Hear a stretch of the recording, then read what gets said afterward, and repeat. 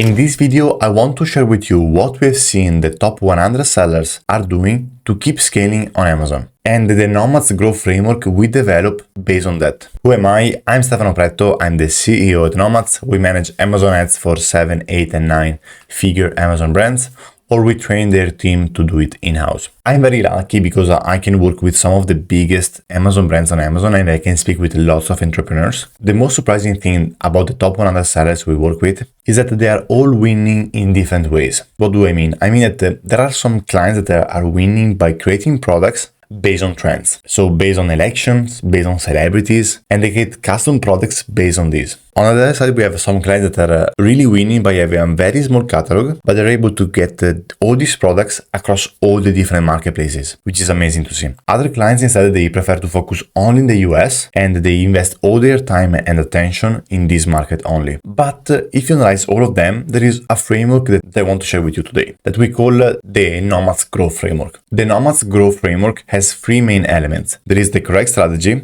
there is tactical excellence, and there is volume. And when I'm talking about correct strategies, I mean about what to do. The top Amazon sellers, they know what to do. Their level of execution is really high. And finally, they know how much to do it. Here, I will share with you at the end of the presentation what one of the top 100 sellers is doing that is really surprising. And let me go deep into the correct strategy, which is what to do. The top three strategies we have seen over and over again across the top sellers are, there are mainly three strategies, but there are many others. These are the most frequent. The first one is conquering a few high demand niches, such as toilet papers, bed sheets, creatine, magnesium, massive total addressable markets that are really massive, really big, and they go against these markets. I will share in a second the pros and cons about these strategies, but let's go to the second one. The second one is launching in hundreds of low demand niches, such as home improvements, products, or sport equipment, or jewelry, or clothing. So they have lots of products with, let's say, not as high as the previous one, but they are able to sustain the supply chain issues, let's say. And finally, we have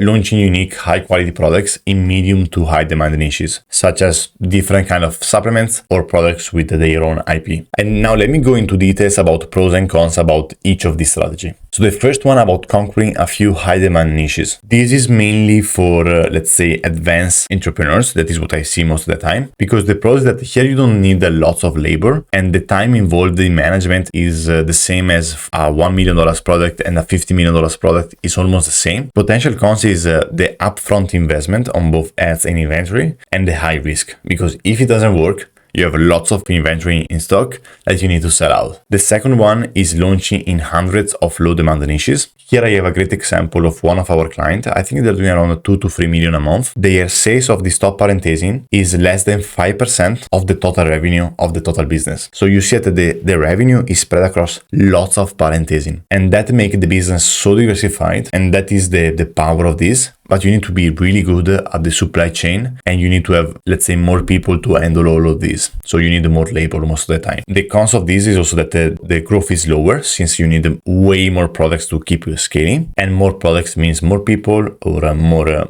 let's say, more management, more processes, and so on. And you need to be really good at the inventory side. The final one is launching unique, high quality products in medium to high demand niches. The pros of this is that your product is different, your product is unique, and that is such an important point on your marketing side, because when your product is different, it's much easier to market the product. And so this is when you design your own product, when you have your own IP for your own product. What is the downside of this? That you have a high upfront investment on research and development. You have also a high cost of inventory and ads, and also you need expertise to make your own product, so it's not that easy. So I would say that this is a medium risk. Most of the time, what I see brands are doing, most of the time they start with low demand niches. If they say, I really like to develop my own product, they go and start to develop their own product because they really like product development, or they go really aggressive and they try to go for the big market. That is what I see most of the time. And now let me go into details about the tactical excellence, which is how to do it. To do that, I want to use two case studies. And the first one is about Dor. Dor is a great guy. He is based in Israel,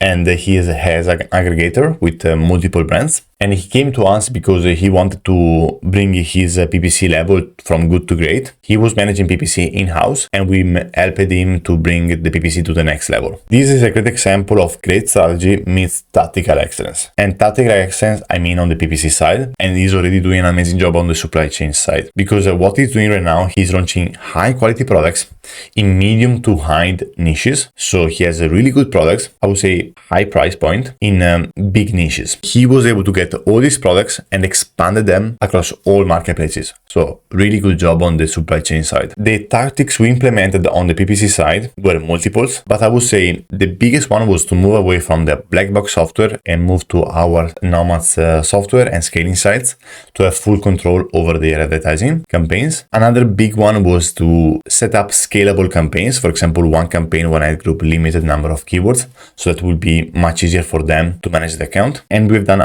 many others that you can read here. I will not be able to go into details, but if you want to get more details about all these tactics, feel free to join our school community where we share all these tactics. Is for Amazon sellers making at least $500,000 a year, or in-house operators that are managing Amazon ads for large sellers, and you want to learn more about what we are doing actually on the PPC side. So these are some tactics we implemented in his business, and the results were amazing because he's still able to manage Amazon ads in-house, and this is one of his competitive advantage. Thanks to PPC now, he can go to any business, he can analyze the PPC and say, damn, I can improve the PPC, so I have a competitive advantage. I know I can scale this brand, so I will buy this brand and I will put it under my umbrella of brands that I own. And so for this brand that we helped with, and they grew the sales from 5.6 million to 9.3 million a year, and the take cost decreased from 14.4 to 12.5%. So results were amazing, were impressive. Let me share with you the second case study, Triquetra. Triquetra is a supplement brand, and there is a $50+ million brand. They had a different strategy compared to Door, and the strategy is to conquer a few high demand niches. In the supplement niche, as you know, like the market is massive, and the strength for this brand is that they have a really strong brand recognition. What they were doing on the branding side and also what they were doing outside Amazon. There was a huge market potential due to the market size. Another big thing is that the team was able to manage PPC in-house, so we helped them to build an Amazon ads department in-house. The constraint of the business that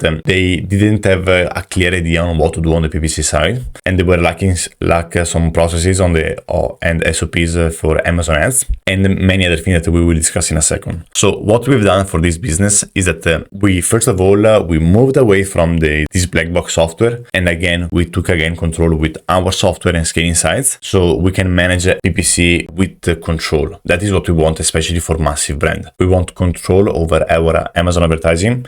We don't like to have black box software to manage our PPC, because PPC most of the time is bringing 40, 50, 60% of the total revenue. So you want to have control. You want to know what's happening on the PPC side. A few other things we have done that we segmented branded and non-branded spend. So we don't want to mix these two keywords together because that could screw the data. We're also running a test internally to really decrease the ad spend on this branded keyword and see the impact on the overall sales.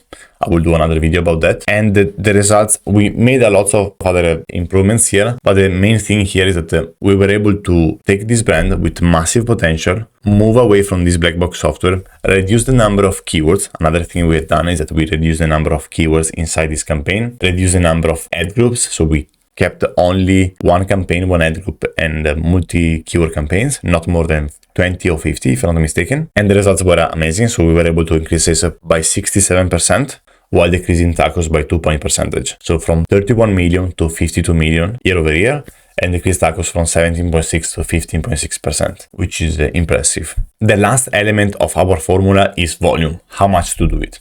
And to explain this element, I want to share with you our journey on working with this massive brand on Amazon. It's a $200 million brand growing 20% year over year. When I spoke with this business owner, since the beginning I understood the level of execution. We had a very quick chat, said let's start working together. In our first call, we started working together, and the level of action, the level of execution was something that I've never seen before. And once I've seen that, I said, okay, that is the difference compared to big sellers and small sellers, is the amount of volume. Just to give you an example, last month, this brand created 575 new campaigns, launched hundreds of products, tested 75 different creatives on the sponsored brand video side, sponsored brand video campaigns, had 5 people full-time working on the PPC, and each checked the accounts on average 3 times a day. This is the level of execution distribution. This is the level of top seller. And this is what I truly believe, that the smaller brands, they don't realize how much volume it takes to hit 9-figure. And for me, it was a big realization after working with them. I speak also with small sellers, so I also see their struggle. But most of the time, it's just a matter of volume. Some of them, they focus too much on the advertising side, so they're really